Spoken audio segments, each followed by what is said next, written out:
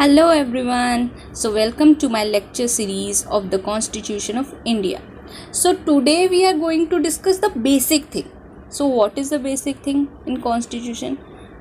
Basic thing is what is Constitution? Do we know what is Constitution? क्या है वो Constitution? Constitution जो है हमारा लॉ ऑफ लैंड है. अब लॉ ऑफ लैंड से हम क्या समझते हैं? तो चलो मैं स्टार्टिंग से बताती हूँ, हिस्ट्री से. तो क्या हुआ था, 200 साल जो है ऑलमोस्ट ब्रिटिश ने हमें रूल किया, एक्सप्लॉइट किया, बर्बाद कर दिया, हमारे देश की सारे संपत्ति उठा कर लेके गए और हमें ऐसा छोड़ दिया.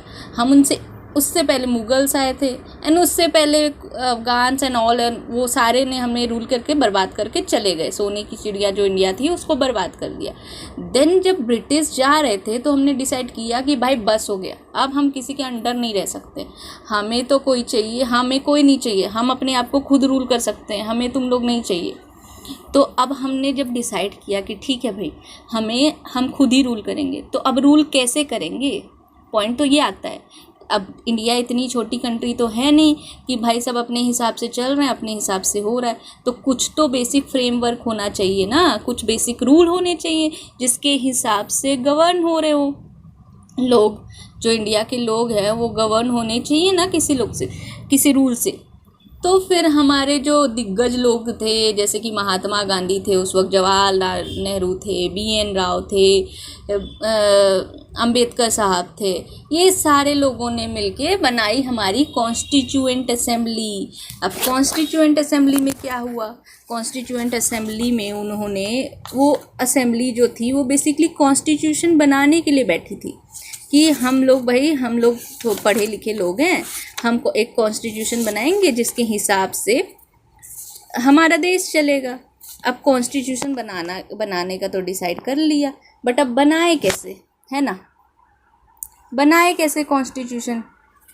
तो बनाने के लिए उन्होंने क्या किया कि उन्होंने बोला कि ठीक है चलो अब हम दूसरी कंट्री में जाके देखेंगे कि उनकी कॉन्स्टिट्यूशन कैसी बनाई है उन्होंने, और उनके कॉन्स्टिट्यूशन में जो जो अच्छी सारी चीज़ें लगेंगी हम उठा कर ले आएंगे. तो चले गए बी.एन. राव साहब घूमने सारी कंट्री. फिर वो देखते गए कि जहाँ जहाँ क्या क्या अच्छा चीज़ है वो लेकर आते गए. जैसे कि उनको फंडामेंटल राइट जो थी यूएस की मैग्ना कार्टा, वो बहुत ही पसंद आई, तो उन्होंने वहाँ से उठा कर ले लिया. ठीक है, वैसे प्रीएम्बल जो थी वो भी उनको यूएस की अच्छी लग गई, वहाँ से उठा के लेके आए. हमारे शेड्यूल है जिसमें 7 शेड्यूल में दिया है कॉन्करेंट लिस्ट, जिसमें स्टेट और पार्लियामेंट दोनों ही लॉ बना सकती है, वो उनको बहुत अच्छी लग गई ऑस्ट्रेलिया की, तो वो वहाँ से उठा के लेके आए. फिर आया हमारा डीपीएसपी.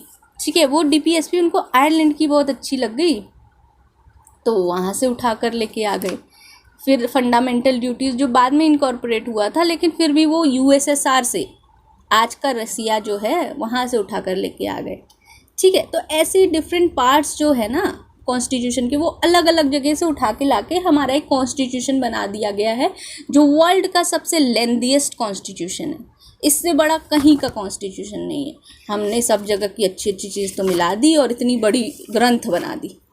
ठीक है, तो अब ये जो ग्रंथ बनाई है इन्होंने, इसके लिए इन्हें कितना टाइम लगा? ये 2 साल 11 महीने और 18 दिन पूरे लगाई इन्होंने. एंड देन ये कम अप किए इस बड़े से किताब के साथ जिसे कहते हैं द कॉन्स्टिट्यूशन ऑफ इंडिया. ठीक है, अब कभी कभी क्वेश्चन पूछते हैं कि जो हमारा कॉन्स्टिट्यूएंट असेंबली था उसके वो फर्स्ट कब बैठी थी? तो डेट थी उनकी 9 दिसंबर. 9 दिसंबर को वो फर्स्ट बैठे थे एक साथ. ठीक है, 9 दिसंबर 1946. और ऐसे ही करके इन्होंने बना दी. अब वहाँ के जो बी.एन. राव साहब थे वो थे स्पीकर, और जो ड्राफ्टिंग कमेटी के हेड थे वो बी.आर. अम्बेडकर जी थे. ड्राफ्टिंग कमेटी क्या थी? ड्राफ्टिंग कमेटी थी वो हेड कमेटी जो सजेस्ट करती थी कि ये प्रोविज़न होने चाहिए कॉन्स्टिट्यूशन में, ये प्रोविज़न नहीं होने चाहिए, और देन उसके बाद वो प्रस्ताव लाया जाता था कॉन्स्टिट्यूएंट असेंबली में, और उसके बाद वोट्स किए जाते थे और वो पास होता था. ठीक है, तो ऐसा चलता था. फिर जब बनाई कॉन्स्टिट्यूशन हमारी, तो उन्होंने टोटल बनाए 395 आर्टिकल्स और 8 शेड्यूल बाद में ज़रूरत के हिसाब से हमने अमेंड किया और आज ऑलमोस्ट 444 आर्टिकल्स हैं और 12 शेड्यूल हैं। ठीक है, तो आज का ये है हमारा कॉन्स्टिट्यूशन। फिर आज तक हमने 104 अमेंडमेंट कर लिए हैं। 104वां जो अमेंडमेंट था वो EWS के बारे में था, शायद आपको पता होगा, इकोनॉमिक वीकर सेक्शन जनरल को भी आजकल 10% रिजर्वेशन मिलता है, जो कि मोदी सरकार ने पास की है। ऐसे ही अलग अलग चीज़ों के लिए अलग अलग अमेंडमेंट हुई, क्योंकि क्या होता है ना, कॉन्स्टिट्यूशन सुप्रीम लॉ है, उसके ऊपर कोई भी लॉ तो है नहीं। अगर हम कोई भी लॉ बनाते हैं तो उसका कहीं ना कहीं रेफरेंस कॉन्स्टिट्यूशन में होना चाहिए। अब जैसे कि कॉन्स्टिट्यूशन हमने बना दिया उस वक्त कॉन्स्टिट्यूएंट असेंबली में, बाकी लॉ कैसे आएंगे? तो कॉन्स्टिट्यूशन में कहीं ना कहीं मेंशन होना चाहिए। जैसे कि आर्टिकल 17 में दिया है अबॉलिशन ऑफ अनटचेबिलिटी, तो वहाँ के रेफरेंस से हमने अनटचेबिलिटी पे लॉ बना लिया। ठीक है, वैसे ही माइनॉरिटीज़ के बारे में दिया है 29 और 30, उस पर हमने लॉ बना लिया उसके रेफरेंस से। ऐसे ही डिफरेंट प्रोविजंस दिए होते हैं कॉन्स्टिट्यूशन में, तभी हम लॉ बना सकते हैं। अगर कॉन्स्टिट्यूशन में किसी चीज़ के बारे में मेंशन ही नहीं किया और हमने उसके ऊपर लॉ बना लिया ना, तो वैसा लॉ वॉइड हो जाता है, वो वैलिड ही नहीं होता। ठीक है, अब जैसे कि हमें GST पे लॉ बनाना था, अब GST के बारे में तो भाई दे नहीं रखा कहीं पे कॉन्स्टिट्यूशन में, तो हम GST पे लॉ बनाएंगे कैसे? तो GST पे लॉ बनाएंगे हम तो पहले कॉन्स्टिट्यूशन में अमेंडमेंट लाएंगे, कॉन्स्टिट्यूशन में अमेंडमेंट ला के उसके बाद कॉन्स्टिट्यूशन में तो आ गया, अब हम बना सकते हैं लॉ। समझ रहे हो? तो ऐसा चलता है हमारा फ्रेमवर्क। तो हमारे जितने भी लॉज है ना, CPC, CRPC, contract, evidence and so on, ये सारे जो हैं कॉन्स्टिट्यूशन से ही डिराइव होते हैं। इनके भी कॉन्स्टिट्यूशन के बिना इसका एग्जिस्टेंस ही नहीं है। इसलिए जब हम लॉ कॉलेज में जाते हैं ना, लॉ स्कूल्स में जाते हैं, तो हमें फर्स्ट सेमेस्टर में ही पढ़ाया जाता है कॉन्स्टिट्यूशन, क्योंकि हमें अगर कॉन्स्टिट्यूशन ही नहीं पता होगा तो बाद में हम चले जाएंगे किसी पे लॉ बना दिया, पता चला कि वो कॉन्स्टिट्यूशन में उसका रेफरेंस ही नहीं दे रखा, तो हम लॉ कैसे बना रहे हैं, है ना? तो कॉन्स्टिट्यूशन जानना तो बेसिक है, और ना ही लॉ स्टूडेंट के लिए, यहाँ तक कि लेमैन के लिए कॉन्स्टिट्यूशन जानना बहुत ज़रूरी है, क्योंकि हमारे फंडामेंटल राइट्स हैं इसमें। फंडामेंटल राइट्स क्या होते हैं? हमारे मूल अधिकार। मूल अधिकार क्या होते हैं? हमें बेसिक राइट क्या दिए हैं? हमारे पास राइट टू लाइफ है, जिंदा रहने का अधिकार है ना? कोई हमें मार के जान भाग नहीं सकता है, अगर भाग गया तो उसके अगेंस्ट कार्रवाई की जाएगी, है ना? तो हमारे पास राइट टू लाइफ है, तभी तो ये गुनाह है। हमारे पास राइट टू लाइफ ही नहीं रहता तो कैसे ये गुनाह हो जाता? तो दिस इज़ द कंसेप्ट। वैसे ही हमारे राइट टू स्पीच है, हम चाहे कुछ भी बोल देते हैं आज मोदी सरकार के बारे में, अरविंद केजरीवाल के बारे में, और जो भी हमें पसंद है या नापसंद है, without no offence to them, so उनके बारे में बोल देते हैं हम कुछ भी। तो हम कैसे बोल देते हैं?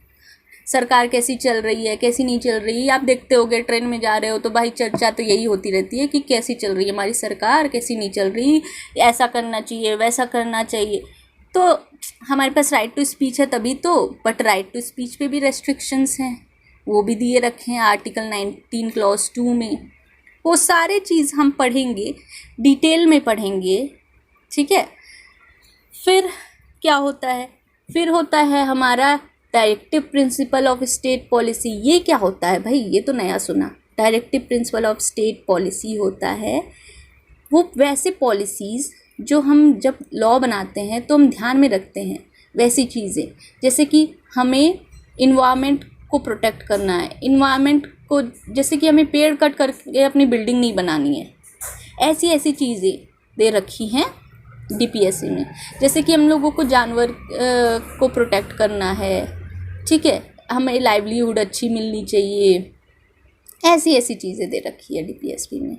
तो ये तो नॉन बाइंडिंग नेचर की होती है। नॉन बाइंडिंग नेचर की मतलब ऐसा है कि अगर हमने उसका ब्रीच कर दिया ना DPSP का, तो हमें सजा नहीं होगी, हमें कोई कोर्ट नहीं लेके जा सकता उसके लिए। बट जब भी लॉ बनाते हैं उसको ध्यान में रख के बनाते हैं, ठीक है। फिर आता है फंडामेंटल ड्यूटीज़। फंडामेंटल ड्यूटीज़ क्या होता है? सबसे पहले तो फंडामेंटल ड्यूटीज़ जो है ना, वो at the time of commencement नहीं थी हमारे कॉन्स्टिट्यूशन में। ये हमने 42nd अमेंडमेंट के बाद स्वर्ण सिंह कमेटी का रिकमेंडेशन आया, उसके बाद हमने उसमें इनकॉर्पोरेट किया था, पहले से नहीं थी। पहले जब होती थी ना कॉन्स्टिट्यूएंट असेंबली में डिबेट, तो उन्होंने बोला था कि भाई हमें फंडामेंटल ड्यूटीज़ रखनी चाहिए, क्योंकि जहाँ राइट होता है वहाँ तो ड्यूटीज़ होना ही चाहिए। अगर हमने नागरिक को राइट दे रखा है फंडामेंटल राइट के रूप में, तो हमने फंडामेंटल ड्यूटीज़ भी रखनी चाहिए। बट उन्होंने उस टाइम अग्री नहीं किया, बट बाद में जैसे उनको ज़रूरत समझ में आई तो फिर उन्होंने इनकॉर्पोरेट किया 42nd अमेंडमेंट में। ड्यूटीज़ भी क्या है, ड्यूटीज़ भी वैसे ही है कि पेरेंट्स की ड्यूटी है कि चिल्ड्रन को एजुकेशन दे। ऐसे जो ये 2010 में ऐड हुआ है, 2002 में हुआ था और 2010 से ये इन्फोर्स हो गया, ठीक है। तो ऐसी ऐसी चीज़ें। फिर उसके बाद वैसे ही कि हमें कॉन्स्टिट्यूशन को रिस्पेक्ट करना चाहिए, उसके आइडियल्स का रिस्पेक्ट करना चाहिए, flag anthem, noble idea of freedom struggle, spirit of common brotherhood होना चाहिए। तो ये सारी ड्यूटीज़ दे रखी हैं। फिर देन प्रेसिडेंट क्या होता है, हमारा हेड होता है, पार्लियामेंट कैसे चलती है, एंड सो ऑन, ऐसे करके पूरा दे रखा है कॉन्स्टिट्यूशन में, जो हम डिटेल में एक एक चीज़ डिस्कस करेंगे अपने लेक्चर में, सारी चीज़ें। सो आप टेंशन मत लो, मैं सारी चीज़ें डिस्कस करने वाली हूँ, और वो भी यूट्यूब प्लेटफॉर्म पे ही। So please comment if you find any difficulty in my lecture. I will definitely keep it in my mind and implement from my next lecture, and I will also clear your doubt in the comment section or otherwise in the next session. Okay, so hope you like this lecture. So please let me know if you like this lecture or not. Okay, because I just want to teach you, I don't want कि आप जाओ और फिर से किताब खोलो और struggle कर रहे हो और आपको कुछ समझ नहीं आ रहा है, ऐसा मैं नहीं चाहती। मैं चाहती हूँ आप यहाँ बैठो मेरे साथ और आपका पूरा का पूरा कंसेप्ट क्लियर हो जाए। तो अगर आपको मेरे प्रीवियस लेक्चर्स में भी प्रॉब्लम है तो आप मुझे कमेंट सेक्शन में बताओ, मैं सीरीज़ फिर से स्टार्ट करूँगी, और आपके फीडबैक अगर मुझे मिलेगी तो मैं बहुत ही थैंकफुल होंगी, क्योंकि उससे मुझे अपने आप को इम्प्रूव करने का मौका मिलता है, ठीक है। तो please comment in the comment section if you feel anything about me, anything about my teaching skills. If you want me to improve any of my skill, please let me know. So this is all for today.